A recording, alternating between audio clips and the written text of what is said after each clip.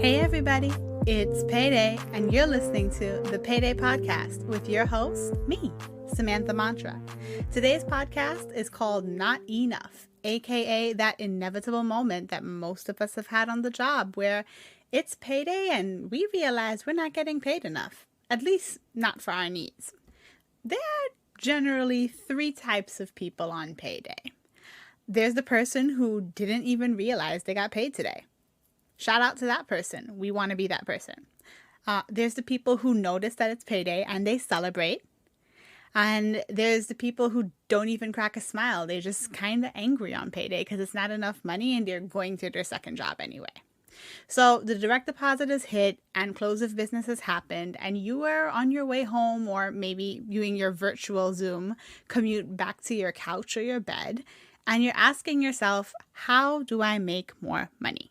Especially if that check did not last until sunset because you paid rent that day. So let's start there. Let's start with how most of us job search. Most of us job search in generally three ways. One, we are resenting our job. We want to get out of our job and we're just talking to our friends and family and venting. The main way people job search is that they don't. They might send out 2 or 3 applications over the course of 3 to 4 months, but it's a lot of, I can't wait to leave this job. It doesn't pay enough and not enough. Okay, I've applied to company A, B, C. I'm looking for a role that offers me client exposure. I'm looking for a role where they will help me pay for a new technical certification. There's very little agency or direction because you're frustrated. The second way people job search is you just start applying to jobs that are exactly like the same one you work for currently. You know, when you do the same thing over and over and you expect it to be different, that's one of the definitions of local. 3, you just apply furiously to every single opening position. You just fly through every open position in your city, on the LinkedIn board that day, going through Indeed. You are ready to go and you are spamming your resume to the wider recruiting universe. And I use the word spam deliberately. You're not a good fit for every role. No candidate can be. And if you're applying to roles that are drastically different from each other, then how does that make you any different, stand apart from the annoying emails that we all get for something that it has no relevance to us? So the 3 ways people job search is 1, they don't. 2, they apply to the exact same positions. 3, you're sending your resume to every open position. Here is why none of those typical ways work. If you're doing the first thing, you're basically relying on the dumb luck of word of mouth. That doesn't work for people in their entry level of their career, in mid-level career. It really only works for people who are senior enough to have a plethora of connections that their rants and frustrations are like, hey, you want a job at my company instead? If you're doing the second thing, which is applying to multiple positions that are exactly like your current role, identical positions usually mean identical problems. And there's a good reason why you're applying to a position that seems identical to your current position. It's because this is where your skill set is, this may be where your passion is, or this is just the area where you feel most professionally confident in doing your job. But I want to encourage you, dear listener, to question why you're applying to the exact same role in a different company. Especially if your new identical role is within the same industry that you currently work. Industry pay ranges are usually not that different from each other. So really ask yourself why you're applying to the same job if you're unhappy enough to leave your job outside of the paycheck. 3, that third thing most people do, spamming your resume. Spamming doesn't equal quality. Spam equals delete. So if the 3 most common ways people job search are most likely to fail, what then is the solution? The solution is to always have a job search strategy for yourself. And I have 5 simple rules to creating your personal job search strategy and 5 tactics that I'm going to share with you. So let's start with the simple stuff. Simple rules, quality over quantity. I think a lot of us feel the pressure, especially when we realize that the money isn't cutting it, to just apply to a certain number of jobs per week or per day or per month. The problem with that is you're like, oh, I just need to apply to 2 more jobs and then that's 10 jobs for the week. but those jobs don't necessarily align with what you're interested in or what you're interested in getting paid. So, rule number 1, quality over quantity in your applications. Rule number 2, identify the skill sets that make you money. This is actually a lot easier than you may think. It starts by just opening up the job description for your current role. I'm serious. Take a look at it and ask yourself, what skill sets have I mastered on this role? What skill sets have I obtained while working this role? And then take a look at the open postings. What skill sets are recruiters asking for over and over again?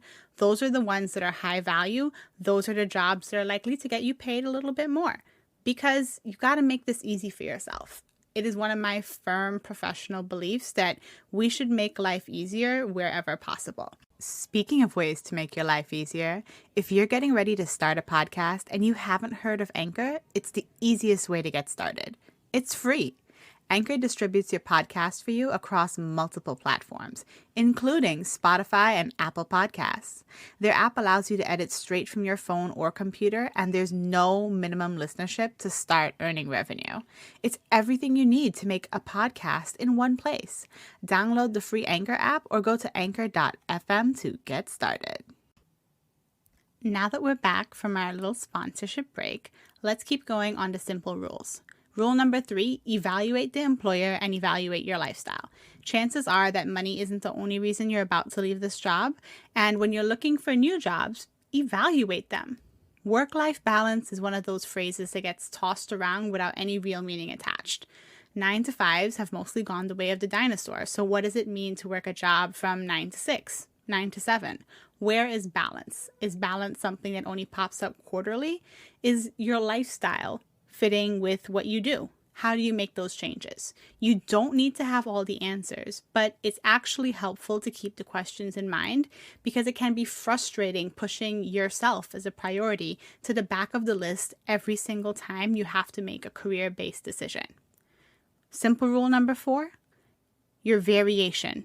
You have to vary where you're applying, and the easiest way to do this is to get outside of just LinkedIn, Indeed, and Monster and vary your job boards. Take a look at job boards like Angel.co. All the startups are there. Startups who've just raised their first real round of funding and are hiring their first manager or specialist roles. Startups who have been running for 5 to 7 years and are generating revenue now. It's important to look outside your sandbox. Take a look at Jobwell. If you're a BIPOC candidate, you need to be where people value your labor. Jobwell is a job board just for people of color. If you're a candidate who is non-technical, your role doesn't require certifications, doesn't require software management, and you feel frustrated by these conversations around money because you feel like you don't have a valuable skill set, there is a job board that exists. Planted specifically for non-technical positions at high-growth companies, i.e., companies who value you and the soft skills you bring to the organization. Vary your job boards, people. It does make a big difference when you start to look outside of your sandbox. You no longer will see job descriptions written the same way, but you will see your skill sets pop up. My last note on job boards, make sure that you're checking what is close to you. In this case, I'm literally talking about your city. Check out builtin.com. If you live in Austin, Boston, Chicago, Colorado, LA, New York, where I'm based, San Francisco, or Seattle, there is a built-in community that has tech jobs in your city, homegrown, close to where you live. If you're looking nationwide, they have those too. And remote work is going to continue to explode because we're not going anywhere, people. We will be inside for the next several months. So that's job boards. My last simple rule for your job search strategy is salary and lifestyle alignment. AKA, I want you to sit down and calculate your life. The worst thing is getting a salary increase, celebrating it, and then realizing you're actually not as far out the hole as you thought you were going to be. You actually need to make just $2,000 more. And that's a real example. It's really important before you negotiate your offer, as you're interviewing, that you have a real idea of what you need to live your life in your current form. in your current lifestyle? How much money do you need to make to increase your lifestyle? If this is all overwhelming, go back to basics. I need a new job. I need to pay X much, and I need to pay a little bit more than that so that maybe I could take my mom on a vacation next year. Keep it simple for yourself. And if you're struggling with that math, feel free to hit me up, samanthamantra.com, and I'll help you calculate that back into your numbers and figure out what you need to negotiate for next. So that brings us to tactics, the actual nitty-gritty of how we're applying for a job, interviewing for a job, getting a job, while still having a job. Because that's actually a lot harder than it sounds. And for those of you who've done this 2 or 3 times already, you know that. So my first tactic, blocks of time. Set aside 30-minute blocks of time. Don't try and do a set amount of jobs per sit down. And I would start with little lunch breaks. We're all entitled to an hour to 30-minute lunch breaks. Use half of your lunch break to write a cover letter. Use half of your lunch break to set up your resume if you haven't updated it in a couple of years. Use your time in a way that makes sense for your lifestyle. So, for example, if you're a morning person, use your morning cup of tea to just pick out which jobs you're going to apply to over the course of the week. If you're a night owl and you get all your energy after 4 p.m., by the time work is over, instead of, opening up Netflix, ask yourself, who are your ideal companies? Who is your ideal employer? Who's your ideal manager? Because there are places where you can look up how people manage. If you are looking for a female boss in advertising, there's literally a website called wherearethebossladies.com that talks about what it means to work under good leaders and literally lists out where you could find these wonderful women leaders. I know that's an industry-specific example, but I just wanted to give an example that shows you that you could kind of pick out who your next manager is, who your next boss is, if you're involved enough in your own job search process. Break it into segments, do it in time chunks. Don't try and do everything in a single night. We have all had that experience of that one application that took 3 hours because of their outdated job software. So first thing, blocks of time. Second thing, you're going to be applying to a whole set of jobs. Please, people, have a job tracker. It could be in Excel. It could be in Google Sheets. I don't care what format you have it in, but it can't be your emails because that's not a real tracking system. It's important to be able to look in one place, a simple place, and say, oh, I applied to this job on December 12th. I heard back on December 15th, and then they ghosted me and I never heard from them again. Because they'll repost that job, and if you forgot about it, you might apply to that job again on February 2nd. Keeping a job tracker helps you to not appear like spam to the companies. If you want, you could even make it more detailed. For example, maybe you're a parent and you really need the company to have a certain type of benefit for you and your children or your child. Well, when you're doing your research on what companies offer what benefits, throw that in your job tracker. If you're getting information from salary.com and PayScale and Glassdoor and your peers and a college friend who works in this company in the adjacent department on what they're paying their people, again, one place. I think the salary for this job is between $50,000 and $60,000. I think this other position salary range is probably like $75,000 to $80,000. This is the information you need to make sure that you don't mix things up on your head, because job searching shouldn't be a full-time job, but it's going to feel like that until you have a central place to track these different pieces of information. Keeping these different pieces of information in a central place means that job searching is not going to feel like a full-time job anymore. Instead, it'll just be an hour of your time or 30 minutes of your time once every 1 or 2 days, until you have that new role that we're aiming for. So that's tactic number 2. Keep a consistent job tracker. Tactic number 3, quality templates. Templatize your resume. Templatize your cover letters. Yes, I know how I'm pronouncing it. Bear with me. Templates, a good template, will save you hours and hours of time, especially when you just need to, I picked out the job, I'm hitting submit, I'm going to change some things in this cover letter template and go. You also need to have email templates. Keep in mind that templates are not necessarily something to do quickly. so match is something that saves you time. And the difference is, if you're doing anything quickly, you're likely to make mistakes.